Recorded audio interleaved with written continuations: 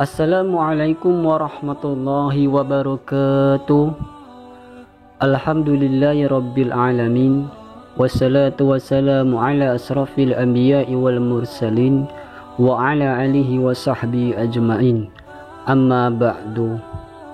Sahabat beriman yang dimuliakan Allah Subhanahu wa taala, ketika seseorang mencapai umur 40 tahun, disinilah titik tolak perubahan yang sangat radikal dalam diri seseorang. Usia ini pun disebut sebagai fase yang spesial. Rata-rata para nabi dan rasul diangkat menjadi utusan Allah di umur tersebut, kecuali Nabi Isa dan Nabi Yahya. Menurut ilmu psikologi, umur 40 tahun adalah umur kedewasaan dan kematangan seseorang dalam berpikir, berbicara, bertindak, dan bersikap.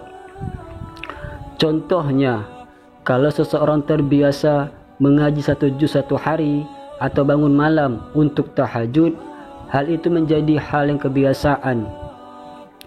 Dan sebaliknya, jika di umur 40 tahun masih doyan bermaksiat seperti zina, mabuk, begal, korupsi, culas, munafik, dan zalim, para pelaku itu akan menjadi candu baginya sampai mati, kecuali jika Allah Subhanahu wa taala merahmatinya.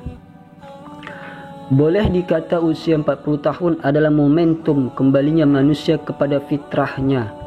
Karena itu, Khairil Anwar menegaskan, sekali berarti sudah itu mati.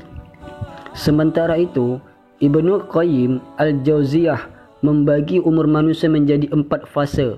Aulad, yaitu sejak lahir hingga balik 15 tahun. Sabab, sejak balik sampai usia 40 tahun. Kuhul, usia 40 tahun hingga 40 tahun. Suyuk, umur 60 tahun ke atas.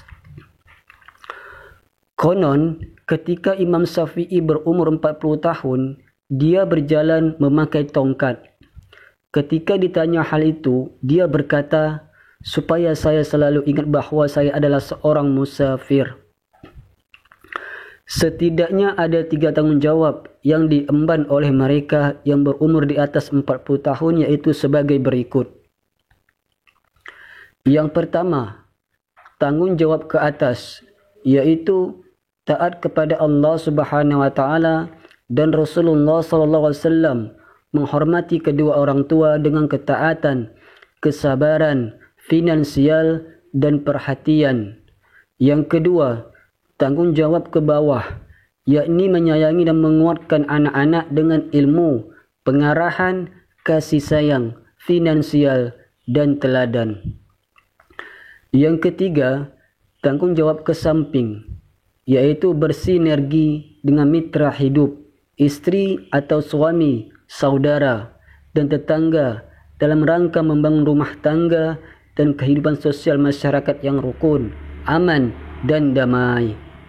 Al-Quran Surat Al-Ahqaf ayat 15 juga menegaskan keistimewaan umur di atas 40 tahun. Ayat tersebut mengingatkan mereka yang akan sedang atau telah menginjak umur 40 tahun.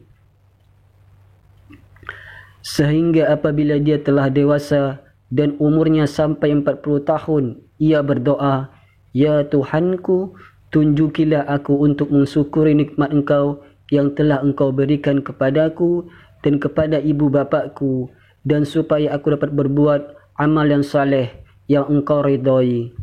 Berilah kebaikan kepadaku dengan memberi kebaikan kepada anak cucuku. Sesungguhnya aku bertaubat kepada Engkau, dan sesungguhnya aku termasuk orang-orang yang berserah diri."